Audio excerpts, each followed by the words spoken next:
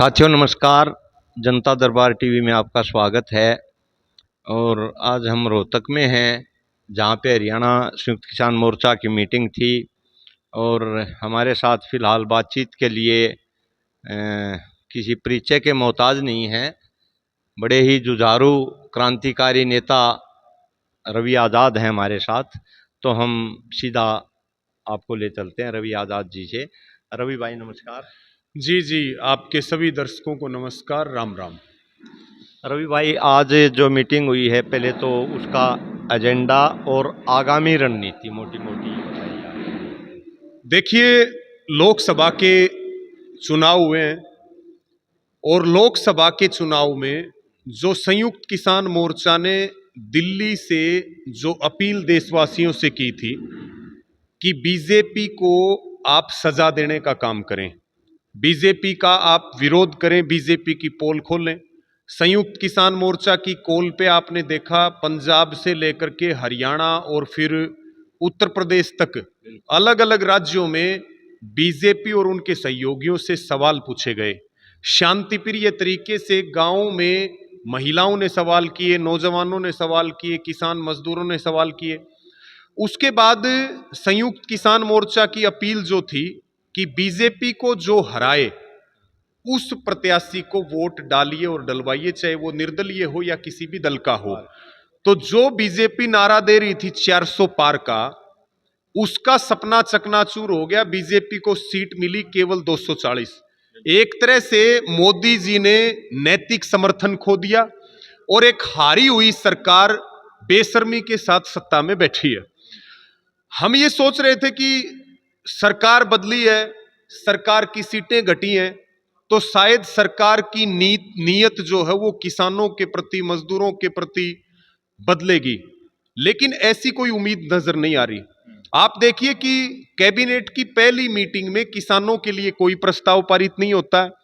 उसके बाद शिवराज सिंह चौहान, जो मध्य प्रदेश के पूर्व मुख्यमंत्री हैं, जिनके कार्यकाल में मंदसौर में 5 किसानों के ऊपर गोलियां चलाई गई, उनको कृषि मंत्री बना करके किसानों के जड़े पर नमक छिड़कने का काम किया।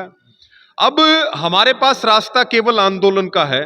तो संयुक्त किसान मोर्चा की राष्ट्रीय स्तर की मीटिंग पिछले दिनों 10 जुलाई में दिल्ली में हुई और वहां पे कई प्रकार के निर्णय लिए गए और संयुक्त किसान मोर्चा ने यह बिल्कुल स्पष्ट किया कि अब हम दोबारा से संघर्ष का रास्ता अख्तियार करेंगे और जो निर्णय वहां पर हुए उन निर्णयों को धरातल पर लागू करने के लिए, और हरियाणा में सिर के ऊपर विधानसभा के चुनाव हैं, उनमें हमारी विधानसभा चुनाव में हमारी क्या रणनीति हो, हम किस तरह से बीजेपी की पोल खोलने का काम करें, उसके ऊपर कार्यक्रम तय करने के लिए आज रोहतक में संयुक्त किसान मोर्चा के सभी घटक संगठनों की बैठक हुई है।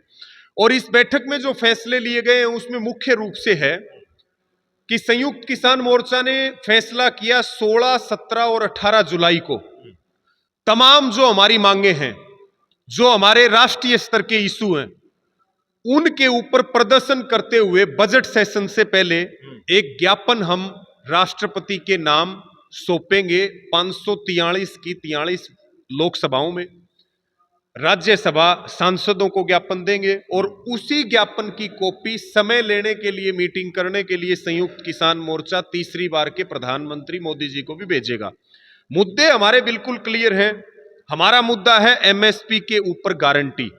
किसान की उपज जो है वो C2+50 के फार्मूले के अनुसार किसान को लागत का 1.5 गुना मिले, स्वामीनाथन आयोग की रिपोर्ट लागू हो।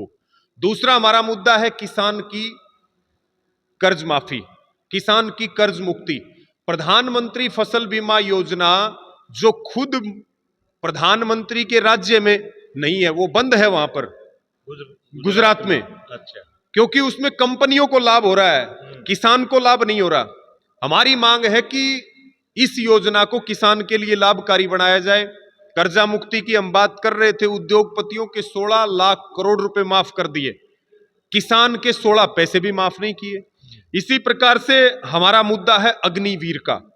अग्निवीर का मुद्दा, क्योंकि ये अग्निवीर योजना भी किसान आंदोलन के प्रतिशोध के रूप में सरकार लेकर के आई थी और आज इस योजना ने नौजवानों का भविष्य जो फौज में जाना चाहते हैं, यानी कि फौज को भी प्राइवेट कर दिया। उसके बाद हमारा पुराना मुद्दा चल रहा है शहीद स्मारक टिकरी या सिंगू बॉर्डर पर मिले, सभी केस वापिस हो, जिनको मुआवजा नहीं मिला है शहीद किसानों को उनको मुआवजा मिले। और ये तमाम हमारी वो मांगे हैं जो हमारी पुरानी मांगे हैं।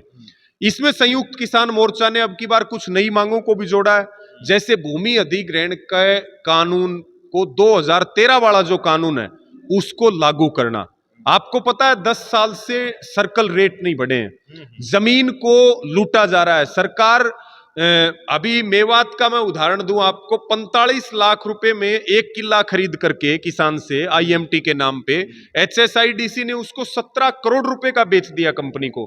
और किसान जो है पिछले वहां पर 4.5 महीने से धरने पर बैठा है कि भाई हमें हमारा तो पैसा दे दो। ठीक है, तो हम 2013 के कानून की मांग कर रहे हैं। इसी तरह से खेती और किसानी को जीएसटी से बाहर निकाला जाए। कृषि प्रधान देश है, इसमें किसानों के लिए अलग से बजट जो है वो आना चाहिए और भारत को डब्ल्यूटीओ से बाहर आना चाहिए ताकि देश की खेती और किसानी को बचाया जा सके। तो ये हमारा पूरा मांग पत्र है। 16, 17, 18 जुलाई को ज्ञापन देंगे। हरियाणा का ये फैसला हुआ है कि अपने अपने जिले के सभी संगठनों से लोकसभा के जो संगठन है वो कोऑर्डिनेट कर लें।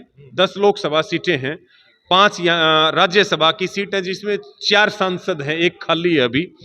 और जिस दिन एमपी मौजूद रहे इन 3 दिनों में, उस दिन आप एमपी को प्रदर्शन करते हुए ज्ञापन दें।